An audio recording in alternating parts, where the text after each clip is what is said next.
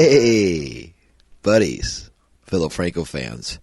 It is I, your host, Jason Rudy, from Desperate Visions Productions, a Sacramento, California-based filmmaking group. And right now, stepping back in, doing editing on Lady Hyde, and that's moving along pretty good. So happy with that. And then going to jump back in and do more on the next Emmanuel film after that. So this is episode 83. And that means we're dealing with film number 22. And that film would be The Castle of Fu Manchu. Who sent you? Fu Manchu did. So, this is an early film by Jess Franco. Like I said, film 22. Most filmmakers, do about 22 films. That's the end of theirs. Shit. Jess Franco had another 100 and some odd after that. So here we go. This is The Castle of Fu Manchu. And, of course, being a Harry Allen Towers film, you're going to have multiple countries and producers. So, for this, you have Spain, Italy, West Germany, and the UK. And this went into production in 1968. And it's the last Fu Manchu film, actually ever. A straight one. They did 1980. Peter Sellers' last film was The Fiendish Plot of Dr. Fu Manchu, and that was like a total mismatch and like a spoof. So, but yeah, this was the last legit, straight-up Fu Manchu film. So, like I've mentioned before in older episodes, like Fu Manchu is one of my favorite characters. And as a kid, I always dug Fu Manchu. I thought he was like a really cool, evil bad guy. He was like a mad scientist. He was smart. He had, his grudge, but he worried about world domination, not, going against one person or a family or a village. He's like trying to take over the world. So, yeah, he was an awesome Chinese Superman, evil Superman. That's what got me into Jess Franco and all that stuff too. I mentioned before was watching these two Jess Franco Fu Manchu films. I had watched this one again recently, and it's a little bit better than I remembered. But being a Jess Franco fan, that helps. All right, so here we go. Here's all the technical good stuff that we always do. From, once again, Murderous Passions, Delirious Cinema of Jesus Franco, Volume 1 by Stephen Thrower. I went to Amazon recently, just looked this book up, and it looks like it went out of print or something. They're like people asking for like $1,000 or at least high hundreds for copies. So, but then it looks like it might be going through another publisher too. So I'm going to check into that and see if it's got a new publisher coming up or what. But so it might come back out again at a cheaper price. So maybe with extra stuff. I don't know. We'll see. So keep on the lookout for that. But back to Castle. So, all right. So Castle of Fu Manchu. Who sent you? Fu Manchu. Spain, Italy, West Germany, and UK, 1968. The original theatrical titles in country of origin. In Spain, it was known as El Castillo de Fu Manchu. In Germany, it's Die Pfotenkammer des Dr. Fu Manchu. It's all separated when they do it. It's kind of cool. Alternative titles, Sax Rohmer's The Castle of Fu Manchu. That's the on-screen USA/UK dub on it. Sax Rohmer's The Castle of Fu Manchu. Get a little more prestige. On-screen US trailer poster is The Castle of Fu-Man-Chu. Fu Manchu. I guess to help people pronounce it. Phonetic break it down.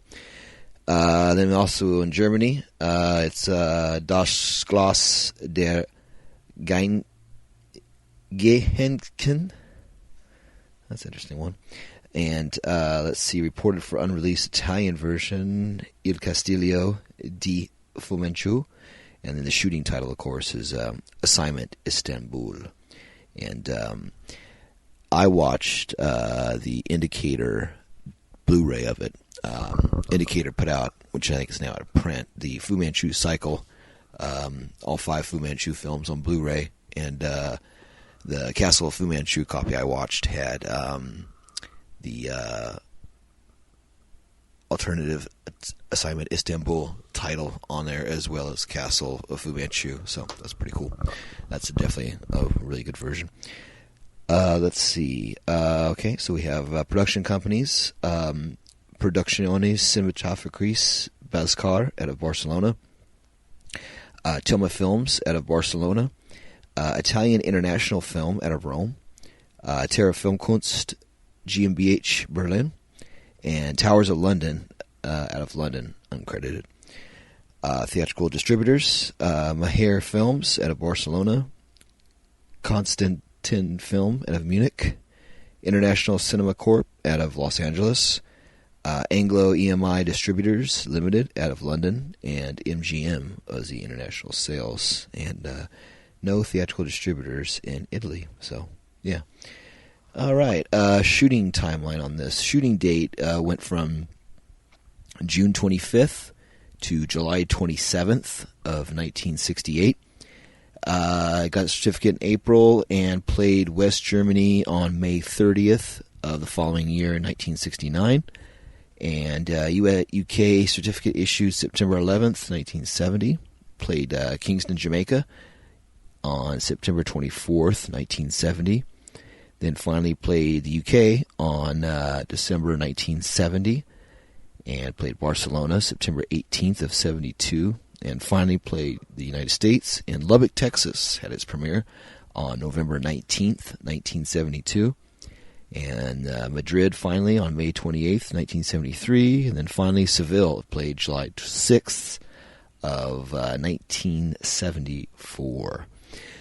Theatrical running time, Spain 92 minutes, West Germany 85 minutes, UK 92 minutes 7 seconds, and United States 87 minutes. Let's see, the cast version I watched was, I think I wrote it down. It was 1 hour 32 minutes, so that's 92 minutes. So the version I watched was probably, the UK one. 92 minutes 7 seconds. This was 92 minutes 15 seconds. So, okay, it must be the same as the Spain. Okay, it's just, interesting. All right, so cast on this. Christopher Lee, of course, as Dr. Fu Manchu. Richard Green as Sir Dennis Nayland Smith. Jose Manuel Martin as Omar Pasha, who's a really cool heel in this film. Gunther Stoll as Dr. Kurt Kessler.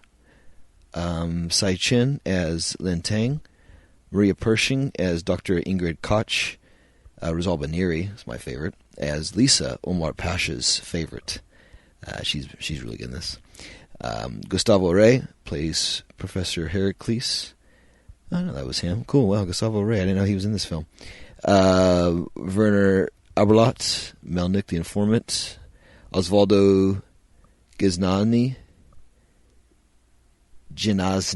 plays Sir Robert. Howard Marion Crawford, of course, plays Dr. Ronald Petrie. And uncredited, Gene Reyes plays Fu Manchu's main henchman. Jess Franco plays General Hammond, the inspector, and he wears the fez in this film, which is what the little tree topper Severin put out a few years ago. Came from is this film with his little fez. Let's see. And we have Mike Brindell, who's one of my favorites. He plays Pasha henchman with a machine gun. And Guillermo Mendez, Pasha henchman with pipe. And Jack Rocha is a henchman. And then, of course, Burt Kwok is in it. Fino, footage from Brides of Fu Manchu. Yeah, this film has a lot of other footage they use in this, but we'll go over that as we go through it. Let's see. Director Jess Franco, screenplay by Harry Allen Towers. Of course, it's Peter Welbeck. Story and screenplay by Manfred Barthel. And Michael Haller, based on characters script by Sax Romer. Let's see, quite a bit of credits on here. Music, Malcolm Shelby. That's interesting. Yeah, the music's really good in this. I noticed it was different. The main theme, which is played quite a bit, is a nice piece of jazz. So, producer Harry Allen Towers. Let's see. Way more credits here than in the copy I watched. It was very minimal with the credits. Anyway. All right, production notes. According to Balskar Productions, Cinematographica, it's a book about Barcelona's Balskar Studios, where interiors for several Towers productions were shot. Jess Franco finished Justine on a Saturday in June 1968 and began working on the Castle of Fu Manchu the following Monday. Our good landlady's a wee bit thrifty, says Nayland Smith in an early scene as he surveys a disappointing picnic hamper. The line could be a bitter joke from Franco about the diminishing resources offered to him by Harry Allen Towers on this, the cheapest looking of their films together.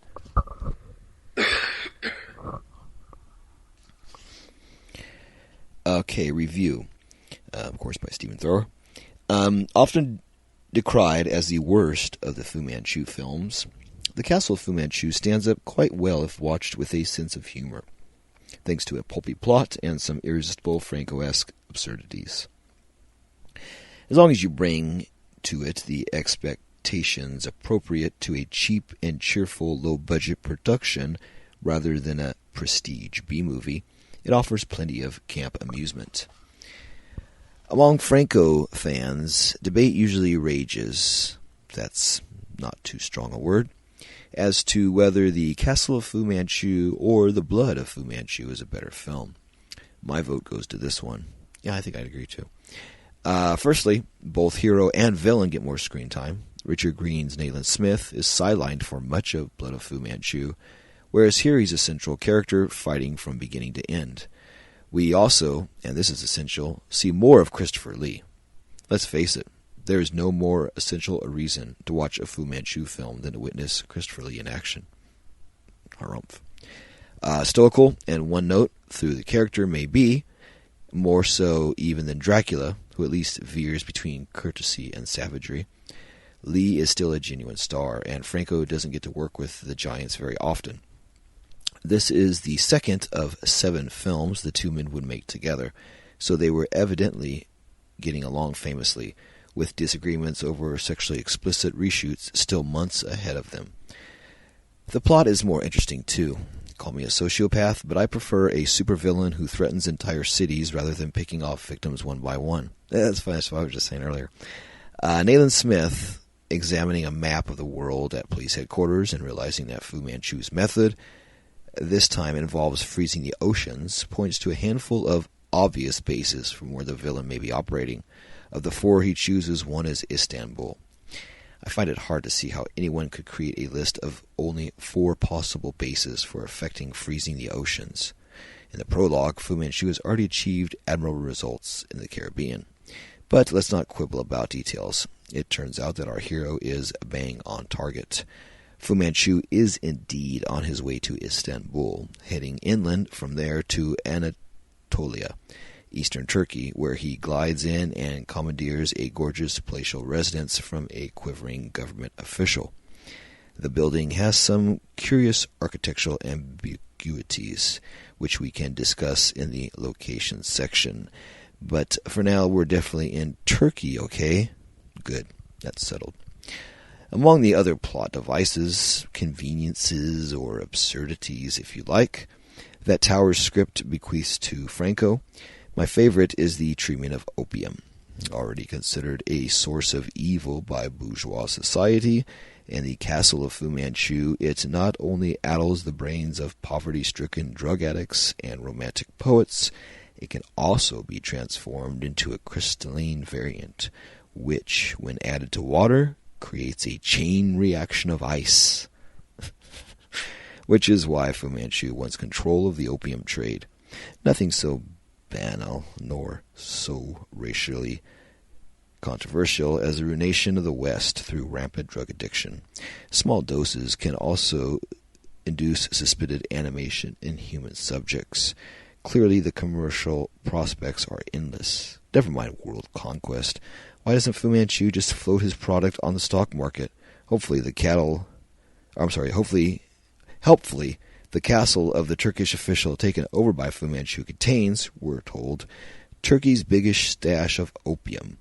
This implication that the Turkish government stockpiles opium may be Franco's heaviest political statement so far. But this is not a serious film in any way. Its only value lies in its ever-growing pile of nonsense currency. For instance, secrecy among the villainous is right out of fashion.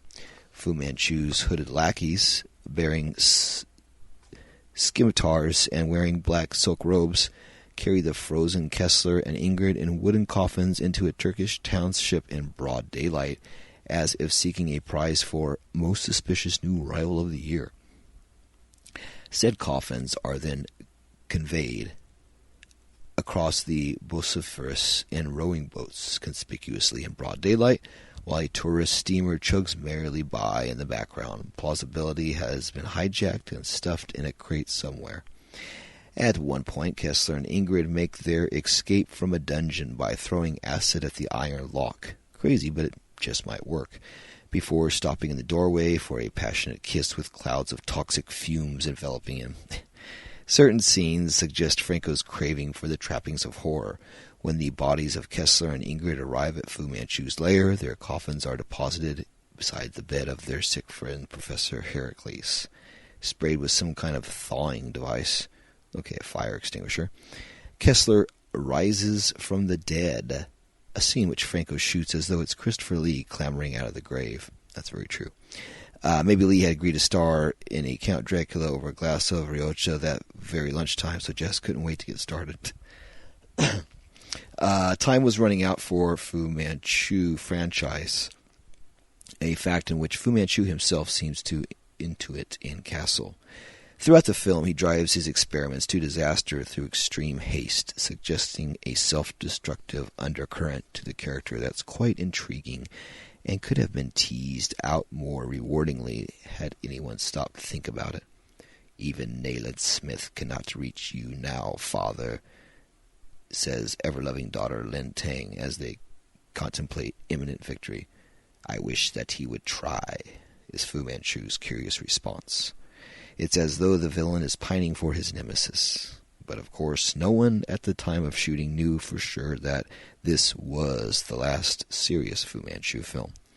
Such moments are just spooky coincidences, cooing around a venerable movie icon about to meet, if not his doom, then certainly a major hiatus. After 1968, the character was frozen for 12 years, as effectively as his opium-crystallized victims, until the semi-spoof Peter Sellers version, 1980's The Fiendish Plot of Dr. Fu Manchu, co-produced by Hugh Hefner. A big step up from sleazy Harry Towers, right? The world would indeed hear from him again, but next time with a very different timbre. Alright, Franco on screen. Franco plays General Hamid, a lazy, ineffectual police inspector who can barely rouse himself from lethargy long enough to comprehend that there is no international supercriminal on his patch. Cast and crew. Howard Marion Crawford reprises for the last time his role as Dr. Petrie, having appeared in all 5 of Harry Allen Towers' Fu Manchu films. In a long and varied career, he was one of the earliest Dr. Watsons, co-starring in the U.S.-financed adventure of Sherlock Holmes, 1954-55, alongside Ronald Howard as Holmes, and just prior to his first Franco film, The Blood of Fu Manchu, he played in 2 top-notch Emmett Peele episodes of The Avengers, What the Butler Saw, 66, and The Living Dead, 67. After the Castle of Fu Manchu, he went on to appear in a 3rd Avengers episode, the decidedly peculiar Tara King style Stay Tuned, before dying of a heart attack in November 1969, just about a year later. Music. Charles Camilleri gets credit on the English language print, while Malcolm Shelby is named on the Spanish print. Neither had a career prominent enough to gauge the style of their work, although Camilleri seems to be the more likely candidate, having scored House of $1,000 for Towers the year before. Studios, East Studios, Bascar, Barcelona. Locations. Okay. Franco's palace in Turkey is actually the famous Jewel Park in Barcelona, designed by Antonio Gaudi. Yes, it's a bit like pointing a camera at the post office tower and claiming it's a secret military base in Guadalupe. We can all laugh about it now, but in 1969, what percentage of U.S. or UK viewers, or indeed viewers anywhere outside Spain, could spot this Barcelona landmark and swear it wasn't some mad Turkish palace? I guess fewer than 1%. Franco evidently decided that since the film was so cheap, it needed some extra oomph on screen and chose the most dramatic location within range of Balskar Studios. Yeah, okay, so also that place, the Güell Park in Barcelona, he uses that in quite a few later films. When that caught my eye, having seen those films, before, like Robinson, what was it, El Celuno del Posseri Proberti, the one with Yuda Barkin and Anne Liebert. Was it Robinson and his Crusoe and his wives or whatever, his 3 wives, or that one, and he uses it in quite a few other films when he's supposed to be like a forest or the area. He uses that right around that period quite a bit. So, but yeah, he used that location shit probably, gosh, maybe like at least 5 to 10 other times I know of just off the top of my head. But yeah, it's interesting. Okay, okay, connections. Early scenes depicting Fu Manchu. Okay, yeah. So this film starts off, I'll go over it in my review later, but yeah, it basically starts off with like scenes from other movies. It's funny. Okay, early scenes depicting, which is like the first 6 minutes. Early scenes depicting Fu Manchu's ocean freezing machine are lifted directly from the 1966 Don Sharp film, The Brides of Fu Manchu, which is a little outrageous, especially as they run for several minutes, feature a memorable and distinctive set, and simply redub Christopher Lee and Tsai Chin to suit the current film's needs. But look at it this way. At least Burt Kwok, Kato from the Pink Panther films, has now appeared in a Franco film, even if he never knew it.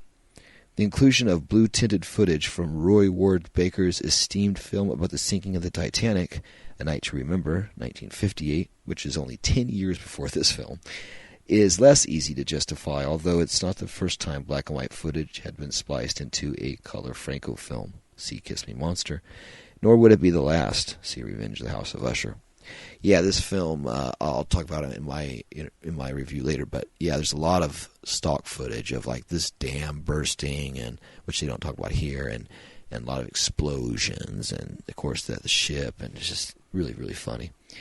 Okay, other versions. A comparison with the Spanish version reveals that Blue Underground's DVD trims a considerable amount of picture from top to bottom. A few names are altered, but basically the Spanish and English versions are identical scene for scene. Incidentally, although the film reputedly had Italian money in it, there seems to not have been an Italian version released. I can find no poster or stills for Il Castillo di Fu Manchu. Was it prepared and then rejected, or did it never really have Italian financing? Interesting. Problematica. Yeah, this is what I caught too. Maria Pershing is credited on the English language prints as Marie. However, the English dubbing name for her character as Dr. Ingrid Koch, prolific Spanish feature player Moise. Oh yeah. So her name's Marie, but they call her Dr. Ingrid Koch, because I wrote down Ingrid and then I was like, wait, she's not on there. But yeah, it's funny. But in the credits, she's Marie. Prolific Spanish featured player Moises Augusto Roca can be identified clearly in stills, but is not visible in release prints. Some sources claim that German actor Hubert Fuchs plays the governor of Antonioli. However, that is not the case. Similarly, Jess Franco's nephew and future director Ricardo Franco is said to play one of Fu Manchu's henchmen, but we are unable to confirm this. They also say that Francisco Romano's in it, blah, blah, blah, blah. Okay. Press coverage. Cinema Fantastique declared that Christopher Lee is once again a perfect picture of elegance and evil as the famed Oriental supervillain, but the production is strictly El Cheapo and truly lackluster in its execution of the by now routine plot elements. So, yeah, that's what they have to say in Stephen Thrower's book, of course, Murderous Passions.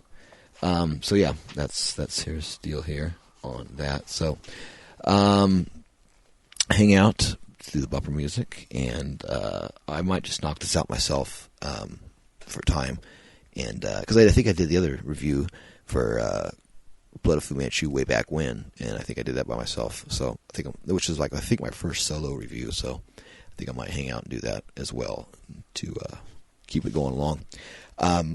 Also, too, I want to say thank you to whoever it was that went ahead and supported the Franco Observer Podcast and donated money as a monthly reoccurring gesture. I do appreciate that. Thank you very much. That's actually made my day. And also, I have some Jess Franco inspired designs that I did for Lena and Jess and other things. I think I got like 7 or 8 up, and I might be putting up some more based on my art.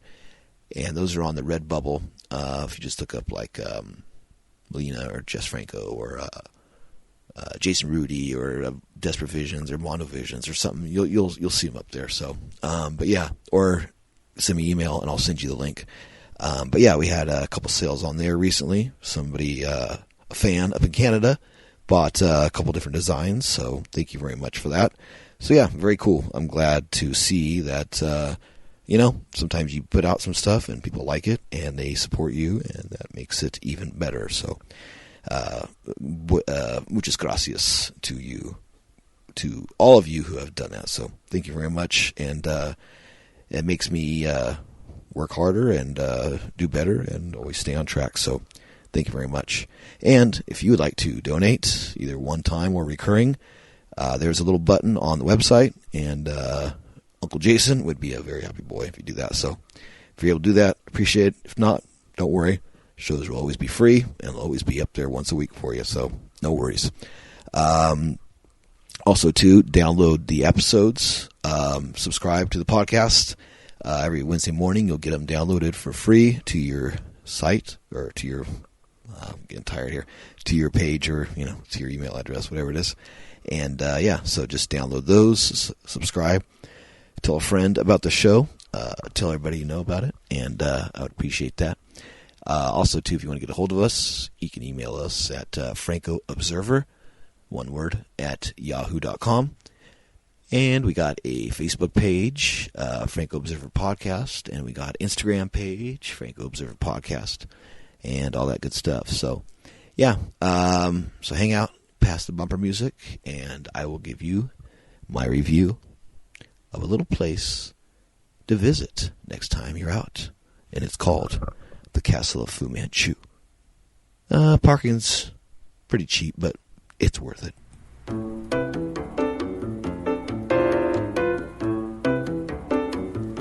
Hey, buddies. Hello, Franco fans. It is I, your host, Jason Rudy, and I just got done watching the Castle of Fu Manchu. Like I said earlier, I watched the Indicator Blu-ray. I also have still my Blue Underground DVD copy from, I used to work at the video store, so this is like 2003. So, God, almost 20 years I've had this copy. The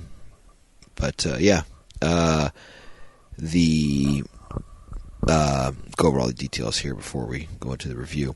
The Blue Underground DVD has one of their two, the Rise, and then the second part is the Fall of Fu Manchu.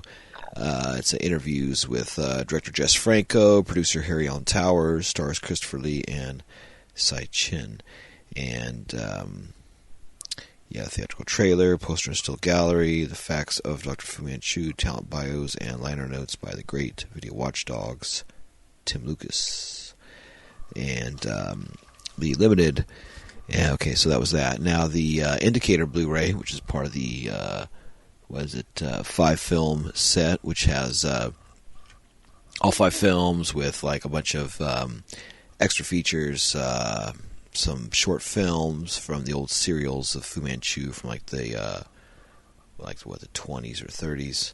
1924 is this one I'm looking at here from 31 minutes. So this one, for instance, has quite a bit on it. Actually, all these have quite a bit on them. So this is new restoration from 4K scan of the original negative, 2 presentations of the film, one with the original The Castle of Fu Manchu title sequence and the alternative Assignment Istanbul titles. Original mono audio. Vic Pratt introduces The Castle of Fu Manchu, 7 minutes long, 2020. Appreciation by BFI curator. From Alicante to Istanbul, 2020, 13 minutes, which we see actor Rosalba Neri remembering Jess Franco, Maria Rome, and the making of Castle of Fu Manchu. Yeah, she also talks quite a bit about 99 Women on it, and Justine, and her working with Jess Franco. She doesn't go over Lucky, though. Let's see what else we got here.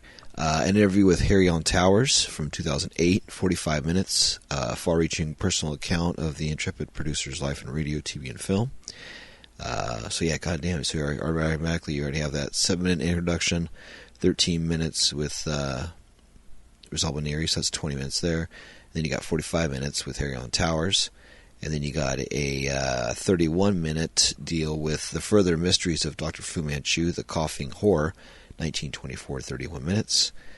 Fu Manchu torments Nayland Smith with a terrifying creature in the silent serial sequel. Presented with an optional new score by the band Peninsula.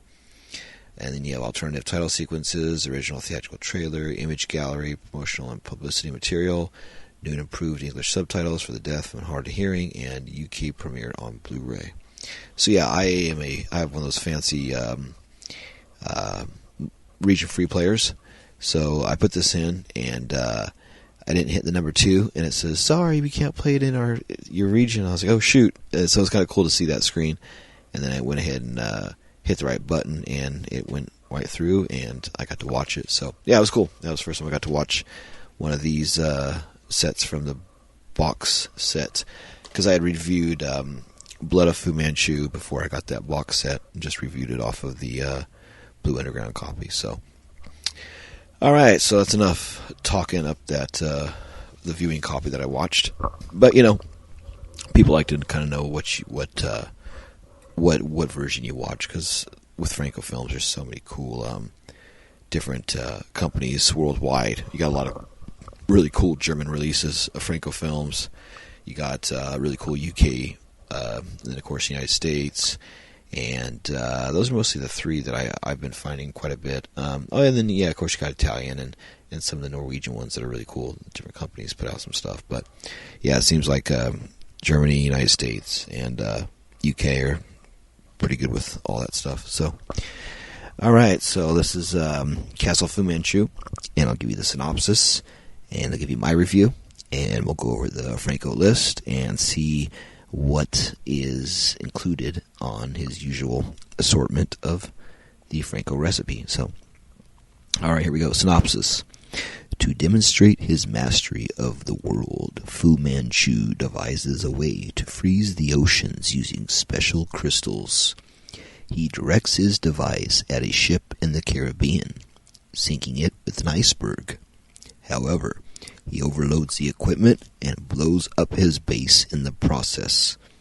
Fu Manchu's arch-enemy, Nayland Smith, is on holiday in Scotland with his good friend Dr. Petrie when news of the disaster arrives, along with an order from the Home Secretary to return to London. Fu Manchu sets up a new base, taking over a castle on the banks of the Bosphorus in Anatolia, Turkey. However, despite the offer of an alliance from powerful Turkish crime lord Omar Pasha, Fu Manchu immediately murders all but one of his welcome party and steals his lover, a dark-haired beauty called Lisa. Fu Manchu holds Professor Heracles, the inventor of the crystallization process, prisoner in a dungeon. In England, a friend of Heracles, Dr. Kurt Kessler, and Ingrid, his secretary, are abducted and brought to Fu Manchu's new residence hidden in coffins. Melnik, a local stool pigeon, tries to use this information to extort money from the authorities and Omar Pasha. Pasha offers to buy the information, then immediately has Melnik killed. At Fu Manchu's base, Professor Heracles is seriously ill with heart problems. The unscrupulous supervillain blackmails Dr. Kessler and Ingrid to perform a transplant using a healthy man to keep Heracles alive.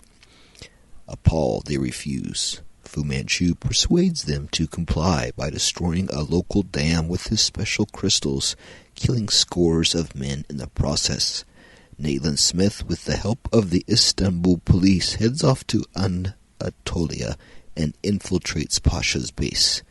Pasha, too, is planning an attack on Fu Manchu to rescue his beloved Lisa.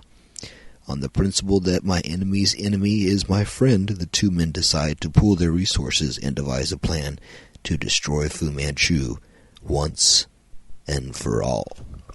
So, yeah, that's the rundown of Fu Manchu, but they don't tell you about the last, 10 minutes or so of it or so. That's about 90% of it right there, so. But, yeah, so, all right, different thoughts that I had while watching this. I've seen this film. This is probably my third time watching it, probably. But I hadn't watched it in probably maybe 20 years. I liked it more this time as a Franco fan. But yeah, there's some stuff in here that's just totally funny. And it's really schlocky. I mean, you realize the budget, I guess, and what he used, but you can see through a lot of stuff. Like, there's parts where you're supposed to be outside of this palace, and then you can see tourists or people in the background walking by and stuff when there's supposed to be this big battle going on, and then just certain things are just so funny, cutting from one thing to another. Lots of stock footage of different things, the dam sequence, the explosions, of course, the aforementioned Titanic sequence from A Night to Remember that's color tinted, footage from Brides of Fu Manchu. Yeah, Brides of Fu Manchu, the second film, used the whole opening sequence. So yeah, the first 6 minutes of the film is basically footage from the second Fu Manchu film, footage from A Night to Remember, which is basically 10 years before this, which I was thinking about that nowadays. This is 2022. So if basically used footage from a film 10 years before, 2012. So you're using footage from a 10-year-old film in your film already. I don't know, it's just kind of funny, especially if it's not even your film. It's a British film by, that company. I forgot which company it was, 20th Century Fox maybe or something, which I guess it's the same company. Yeah, because these are Fox films, but still, and it's Jess Franco too, so it's well, actually, no, that was Harry on Towers, but who knows, they might have some distribution with it, but I don't know, it was funny, but, yeah, it's just interesting that they use that and that whole thing. It just makes it look so cheap, and then the dubbing over their own footage with Christopher Lee and Sai Chen and Burt Kwok's not even in it. He's, and he probably didn't get paid either, so it's just all that cheesy stuff is so crazy. Rizal Baneri is really awesome in this. I really am a big fan of hers, and I like to watch films just if she's in it, And I started a suit count on her in this because I was thinking she was going to wear all these different really cool suits, but she only has 2 great suits she wears. She wears this great white and pinstripe suit with tie and this little fez cap. She's supposed to be Turkish. She looks really great in this. And then the other one, she wears this kind of gold and brown striped suit with this double necktie deal, and she has a machine gun and has her hair all pulled back in both times. And yeah, very tough and beautiful and tough fighter and stuff. She's really great. What did I think was funny in here? Yeah, I'll go over the list stuff later. Yeah, you have the siege of the governor's mansion. It's funny. There's this battle where they sneak into the gate, shoot the guards, and then they fire this flare gun up, and you see it twice. So it's funny. It's almost a blooper. And then the guys come in and they siege this Turkish governor's mansion where they're supposed to have all this opium hidden. By the governor runs drugs out of this mansion, basically. He has all these guards. And the guards are just standing there. One guy's sleeping at his post, and the guys come up behind him and they're dubbed in all this gunshots and stuff. But you don't see any guns being pulled because it's basically this place was a post office or something that they're shooting at. So basically, they're running up on these guys and grabbing them in chokeholds and pulling them down, and another guy's looking the other way. And it's if you hear all these gunshots and stuff going on, don't you think the guards would not be standing there sleeping or sitting down or looking the other way? They'd be hey, there's gunfire, let me look in that direction at least, or maybe be awake, So I don't know, it's just really funny, this big siege and the fights, and just so bad. They're doing half-ass back body drops and just really poor fighting techniques and just terrible. So yeah, that seems really funny. They come in and take over the governor and cut his head off and all that stuff, which is kind of cool. That part is, but yeah, it's pretty cheesy. I like they had a lot of cool lab scenes in this with different colored dry ice, different like red and blue liquids and dry ice and all that pipe and all that good stuff, all the piped in steam and all that stuff. Let's see what else we have. Oh yeah, the daytime cemetery scene's really cool. Really, of course, with the Franco films, a lot of great locations in this. You have, I'll go over the list later, but yeah, it's a lot of water in this film. You see a lot of great, cool locations, Istanbul and I guess Alicante and Spain. They filmed quite a really cool areas in this film. You see, Jess Franco is really great in this. He has that fez on his head, which is the Severin figure they sold at Tree Topper. So you see him in this. He's really good. He's like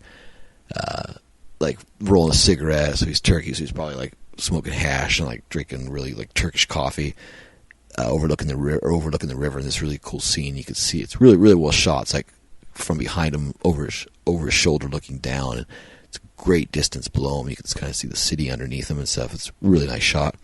There's actually there's a few really great shots in this film. Some of the cuts are kind of funny and the pacing's weird, and there's a few unnecessary things, but there's a lot of nice, really great cinematography with travel shots, location shots, really good atmosphere stuff. He really shot some nice stuff to kind of spice up the film a little bit, give it some prestige and some luster, and that actually does help with some of the things on there. So there's a scene we talked about earlier where Ingrid and Dr. Kessler are waking up because they're basically like kidnapped, and then they like turn the opium to ice and freeze them, suspend animation, and then like put them in these coffins and they transport them. It's a really cool scene. They're transporting these coffins and the bodies are inside through town, and then some of the townspeople see them because they're not inconspicuous at all. They're carrying these like wooden old school coffins, and they take them to this like. So it's funny. So like. Dr. Fu Manchu, like I said earlier, he sieges this governor's mansion. He like takes control of the mansion and kills the guards and all that stuff. But then you see like he has this like, so I guess the governor had it too because he didn't do it himself. He has this like multicolored like dungeon basement with like lab equipment. Well, I'm sure that's Fu's lab equipment, but like all these rooms that are like almost like fucking holding cells and weird fucking colored lights and stuff. Like the governor would have that, so like I don't know, man, he would have maybe like basements and stuff down there, but he wouldn't have all that crazy. I don't know if it's a government mansion. They might have a jail cell, I guess, but now that I'm thinking it out, but yeah, all the colored lights and the purple and green and red and all that shit, it's like, come on, man, I don't think you would have that fucking stuff under there. So, but of course it's a Fu Manchu film, so you're gonna have a suspension of disbelief. Any kind of pulp, sci-fi, fun, crime film like that. Okay, what else do we have that I thought was cool? Franco, like I said, was cool, good scene. That's the dam busting scene. I thought it was cheesy as hell. I'm curious, like, what that footage is from. They don't say it in the book, so I'll have to research it more and see. But I have a hard time believing that they staged that whole sequence with the close-ups of the dam bursting and all the extras running, because it looks like they used that and they filmed some people running themselves. Like they might have shot a few extra scenes of like maybe 15 people running away or something, because they superimpose like fake water splashing like it's white, kind of like to like hype the scene up when the editing technique to kind of like go to the next shot. So he uses these like wipes of water splashing that you could tell was added later. But I'm just curious what that sequence is from, or what a film that's taken from, because if they did spend that money on that, it's a totally unnecessary sequence, which I'm sure is not, because it's you see Fu Manchu and them overlooking them, and they're in a totally different shot and everything. Like it's just they're reacting to what's going on below them. So I think it's footage that was from something else. But I'm curious if it's another Harry Allen Towers film or something he acquired, or if it was public domain or what it was. But actually, it wouldn't be public domain. But yeah, it looks like it was definitely shot maybe like 10 years before or something.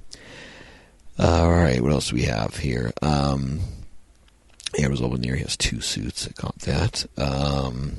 Istanbul, all that good stuff. Number 1, okay. Lots of fog. So at the end, like when they're basically so basically Nathan Smith infiltrates the thing and he like gets on Fu's equipment and tries to like call back to London, tell him he's still alive and all this. His death is false report. And then you hear Fu Manchu's voice, one of his many voiceovers that's supposed to be coming from the computer or whatever it is, the telephone device, whatever it is, the communications device. You hear Dr. Fu Manchu's voice, Nayland Smith, and then all of a sudden, and then it looks like he tries to like blow up the equipment, but I guess he's pumping out poisonous gas, and then like the things start backing up, and the crystal that's in the water starts cracking into his place, and then his place starts exploding, but then like all this poisonous gas from I don't know where just suddenly fills all these hallways. They're running away, and you can tell they have like one hallway because they shoot it from like 3 different angles, and they're running to the camera and away from the camera, and it's dressed exactly the same, so it's supposed to be like multiple tunnels, But so you see all that, and they flood the tunnels, and it's a good sequence. I mean, it's just kind of necessary. They try to like just add layers to nothing to try to spice it up, but it's cool. He tries to do a little style with his stuff, the colors and everything, but I don't know. It's a lot of funny cuts on stock footage. Like I said, a lot of explosions that are like black and white that are tinted and stuff, like the orange colors. And so I don't know what the hell they got all that from westerns or something. They got some of this footage from. It might even be like from foreign films or something at that time. Maybe that was a little cheaper to acquire. I used to do that back in the day. Is they would get films from like Japanese films or German films or different country, Czechoslovakian or whatever, and just take it and just use footage. Like Corman would do it in the 50s or 60s with like outer space movies and stuff. He'd take the really good special effects from the foreign film and then just shoot a bunch of scenes with people that were Hollywood people or whatever, and then just incorporate that footage in and make this little film look a lot better, So now I'm talking it out. I'm sure that's kind of what Franco did and Towers did. They basically just had all this footage that saved them money and just kind of used that to give the film a bigger looking production, even though it's the cheapest of the 5 Fu Manchu films, and didn't come out until a lot later. So that was that. So all right, let me go over the Franco list here. Looking at time, good, okay. So this is the Franco checklist that I prepared back in the day when we used to have Eric helping and Greta and Collie again, and some people. We'd always notice patterns. And I went through and started checklisting. And as the viewing went more and more, you started seeing a few things that maybe added to it. But try to keep it down because, I don't know, you don't want to have like 50 things. But we're down to about 27, which is pretty good. I think that's enough. Maybe I go up to 30. I don't know. We'll see. Because some of these are kind of repetitious. So I could condense it down a little bit, like number 2 and 3 is sailboat and boats. I might just make that 1 because some films have a sailboat, which was the first way, and then some are mechanical boats, and some are just boats without a sail. So anyway, all right, here we go. Number 1 on the Franco checklist is body of water. Yes, of course, this film has a lot of bodies of water. Right at the beginning, of course, with the Titanic footage from A Night to Remember, the 50s version. You see that, and then you see, of course, all the boats throughout the film, traveling, and ports and boats that are all over the place. So, and then 2 and 3, sailboat boats, plenty of those. Number 4, palm trees. They don't really show a lot of, there's trees in here. Palm trees, I'm sure, are among them, but it's not nothing that stands out like in a lot of other Franco films. So that's kind of a push. Number 5, jungle sound effects. Not as much jungle sound effects, but there are like lab sound effects, a lot of bubbling cauldrons and stuff, the lab equipment, all the Fu Manchu solutions and stuff. So there's a lot of the exaggerated lab sounds, but no jungle sounds. Number 6, chained up person. Yes, briefly. Rosalba Neri, when she's captured, she's chained up. let's see, where's that list? There it is.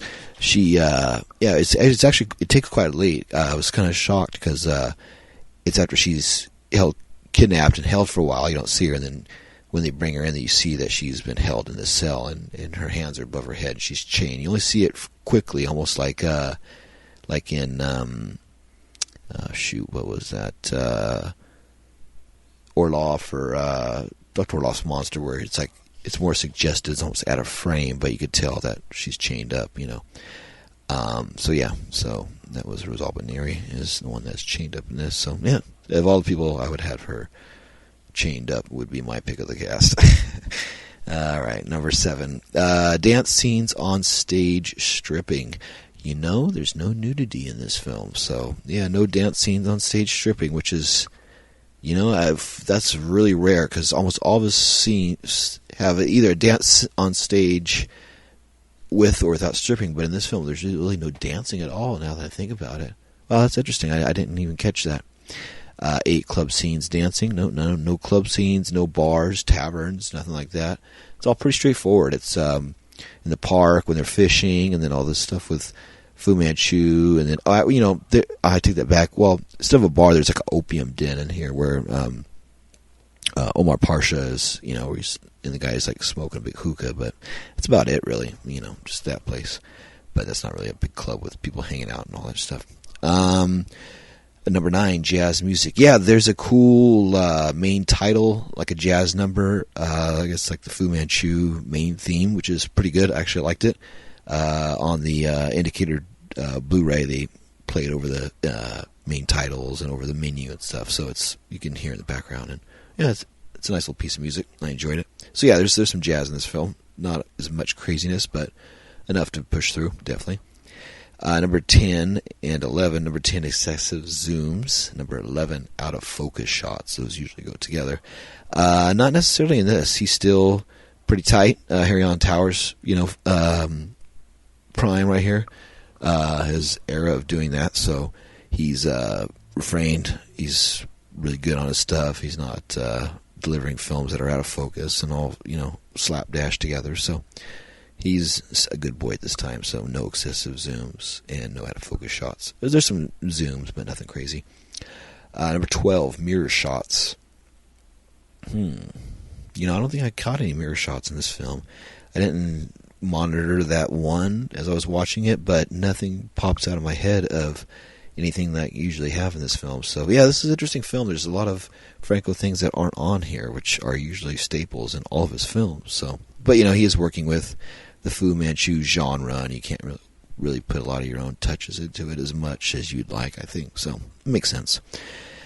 Okay, 13, mind control theme. Well, let's see. It's more... Well, I mean, it's not mind control like Orloff, but they're all, slaves of Fu Manchu. And you could do the opium as the drug controlled mind. He wants people to become addicts, So that's the mind control is more the controlling of the people subconsciously or through, drugs and addiction and things like that. So I don't know. That's kind of a wash. I'll say no, but there's seeds in it, but not necessarily a solid statement. Number 14, magic tongue scenes. No magic tongue from Fu Manchu, although that would have been interesting to see Christopher Lee and Lena getting it on. But yeah, it's like I always say, no Lena, no magic tongue. So number 15, red light. Yeah, there's actually quite a few red lights in this. Red lights, green lights, purple lights, orange lights. So yeah, there's a lot of cool color lighting in this. 12, sheepskin rug or any masturbation with a letter C item. No and no. That's later on. That's Lena territory. Okay, 17, mad scientist. Duh. Yes, 100%. Mad scientist extraordinaire. Dr. Fu Manchu. On here he's just... I don't think they ever call him doctor on these ones. I know he's referred to as a doctor before, like with Boris Karloff and that. But yeah, interesting. I always call him doctor because he's a doctor, like Dr. Frankenstein, Dr. Fu Manchu. So yeah, so yes, mad scientist, 100%. The great late Dr. Fu Manchu. All right. Number 18, fish tank shots. No, nada, zip, zero, zoot. No fish tanks in this. A lot of lab equipment, though. A lot of cool, big fucking round, cool, not beakers, but these lab deals that have little spouts and twisty things and pipes and hoses and stuff. So, yeah, a lot of cool stuff. A lot of cool vintage lab equipment. But, all right, 19, talking parrot or talking animals. No, talking monkey would have been nice, but no, nothing in this. Number 20, end credits, yes or no? No, because you just hear him saying, the world will hear from me again.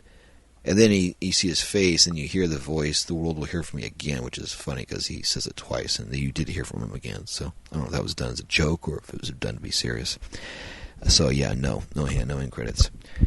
Actually, you know what? At the end, there's end credits, but no the end. So that's what I was just saying. There's no the end, but there is end credits. So yeah. 21, handwritten signs or notes. Yeah, there's one for, when all the, in the beginning, when the heads of the countries were sitting there, there's a little printed up thing that says Spain and Turkey and stuff in front of them. I kind of caught that, the heads of the countries. But then also I caught it on the sign on Dr. Kessler's door. You could tell it was just made for the film, of course. It was handwritten. It was handmade, but still was pretty cheap looking. Okay. But yeah, it's not as bad as later on. They actually had a budget for that, I'm sure. 22, spiral staircase shot. No spiral staircase shots in this. Interestingly enough, I didn't catch any. Even going down to the basement and that, he just kind of, he goes there. You don't see him go walk down stairs of any kind. There's stairs up front in the castle when you see the guards running down, chasing him, but, stone steps, but that's about it. So, yeah. Inept cops. Yeah, Franco's character is inept because he doesn't care. He's just fucking around. Nathan Smith and them are good. They figure out the clues, but a lot of the cops in here are just dumb. They're always one step behind Dr. Fu Manchu. Number 14, belly chains. No belly chains in this. Sorry. 25, kinks. Not really too much S&M stuff in this, I think. You might have her chained up. Not really necessarily. Yeah, I don't think I really caught too much on this. It's pretty standard PG fare here, so, Number 26, great headboards. Not any beds in this, actually. There's the kind of the bed that Dr. Heracles is on. You have the medical cots. Oh yeah, that's something I didn't talk about. There's a long freaking scene when they're doing a heart transplant. And I guess I was talking about other footage. I guess that footage is of a real heart transplant footage that they end up using in the film that they got from somewhere. And that scene's 8 minutes long, the whole lab scene. Or no, I'm sorry, it's a 4-minute surgery scene. Now I'm looking at my notes. Yeah, a 4-minute long surgery scene, which is crazy because there's real footage of a heart transplant, and that's pretty fucking crazy. That's another part of the footage that they use. That's somebody else's stuff. But yeah, so then you have the cots they're laying on and stuff. But that's why I brought that up because there's no great beds in this film. And finally, number 27, question we always ask: does this film? What's the main theme? And this is something that Stephen Thrower brought up that I liked and I always try to use. Is it based on fear? Or what's the strongest in this film? Fear or desire? Well, you have fear of Dr. Fu Manchu trying to control the world, but you have the desire of Fu Manchu that is his desire to rule the world. So, if you're siding with the antagonist, then you say desire. If you're siding with the protagonist, which would be probably Nathan Smith and Dr. Petrie, then you would say fear. So, yeah, I would say desire, because their desire to stop Fu Manchu and his desire to rule the world, and the fear is just the fallout from it. So yeah, I would take that back and say desire. It's the desire. But, of course, fear and desire are two different sides of the same coin, because basically desire is absence of fear or unthinking of fear, and fear is lack to get the desire, or lack of desire, or fear of not getting that desire, not getting the object of your desire, so to speak. So the fear of what can I do or can't do or something. So that's interesting. I never really thought about that till I'm just sitting here speaking it out loud, kind of analyzing it in my brain as I deduct different things about it. So yeah, it's interesting. So yeah, fear, desire, I think it's just basically, are you strong and focused, or are you scattered and fearful? So that's basically life itself. So yeah, interesting. So that's cool. Sometimes it's nice to talk out loud, think about things, because you might think of something different, and somebody else might think of that and pick that up and carry that and take that thought and do something with it as well. So hopefully that's something you can think about and maybe use for something good in your life. Speaking of something good in your life, I had said in the first half I was happy with some sales I've made on some Lena shirts, and a very cool person that donated to the episode, or donated to the podcast. So once again, if you care to donate, options there, one time, monthly, whatever you want to do, much obliged. Also too, always for free, you can download any episode you want or subscribe, so it's introduced into your box every Wednesday morning, and it's always there for you. So please rate the episodes, share, and give it a good review. Rate and leave a good review, please. Appreciate that. Also tell a friend, share the podcast. It's always good to let people know of things, and it's always helpful to share, because if you like something, share it with other people and let them have the same thing, because you'll still get it and the other people will get it too. That's not any less for you, it's just equal amounts for everybody. So that's this podcast, because it's free, so it's all equal. If you want to get a hold of us, any questions, comments, anything you want to talk to me about, Franco-wise or anything else, you can get a hold of me, Jason, at Franco Observer. That's Franco Observer, one word, Franco Observer, at Yahoo, YAHOO.com. Franco Observer at yahoo.com. Send us an email. I'd like to hear from you. Okay, and also you can get a hold of us if you want. Add us on Facebook under the Franco Observer Podcast, or Instagram at the Franco Observer Podcast. Blah, blah, blah, blah, blah. You know all that. All right, well, that's cool. And also just got added to Amazon Music. So if you want to listen to us on Amazon Music, you can find us in all the episodes there as well. I don't know what platform is the best for what, but, yeah, we're on about, I think I got the show on 8 to 10 or 15. I don't know. It's quite a bit. Pretty much anything that's mainstream or semi-mainstream or has a good reach, I'm on there. So, yeah, you'll see it everywhere. Podchaser and, I don't know, just tons of them. So I did all in the beginning, and I try to add more as they let me. So, yeah, so it's there if you want it. So anywhere you want, you'll find Franco Observer Podcast. So I think that's pretty good. Looking at time, about 36 minutes. So this is kind of a quick film. So this is not going to be a long podcast, about an hour or so. But yeah, 92-minute film. Watch the English language version, which is, I think, the pretty standard version. It's the UK one, the longest 92-minute one. And I think it's the same one that... Actually, it says 94 on the Blue Underground, but I think they always make up shit, because UK's 92 and USA's 87, so I don't know, I get 94 out of that. But anyway, so yeah, that was kind of worthless. So anyway, thank you all for listening. And yeah, I recommend Castle of Fu Manchu. It's fun. It's definitely not really boring. There's a couple scenes that drag a little bit. There's a lot of mishmash stuff, but it's fun. Great locations, cool people. Franco's fun in it. Christopher Lee's great in it. Zalbaneri's amazing. So yeah, it's fun. Check it out. And I will see you later on the next episode of the Franco Observer Podcast. See you next Wednesday. Adios. Buenas noches.